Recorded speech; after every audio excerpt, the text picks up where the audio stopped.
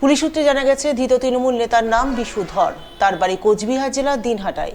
গোপন সূত্রে খবর পেয়ে বুধবার গভীর রাতে মালদা জেলা পুলিশ অভিযান চালিয়ে মালদা থেকে তাকে গ্রেপ্তার করে। দীর্ঘদিন ধরে তার বিরুদ্ধে বিভিন্ন আর্থিক অনিয়ম ও দুর্নীতির অভিযোগ উঠছিল বলে পুলিশ সূত্রে জানা গেছে। বৃহস্পতিবার দুপুরে কড়া পুলিশি নিরাপত্তার মধ্যে তাকে মালদা জেলা আদালতে পেশ করা হয়। তদন্তের স্বার্থে পুলিশ হেফাজতের আবেদন জানানো হতে পারে বলে সূত্রের খবর। ঘটনাকে ঘিরে রাজনৈতিক মহলে শুরু হয়েছে জোর চর্চা।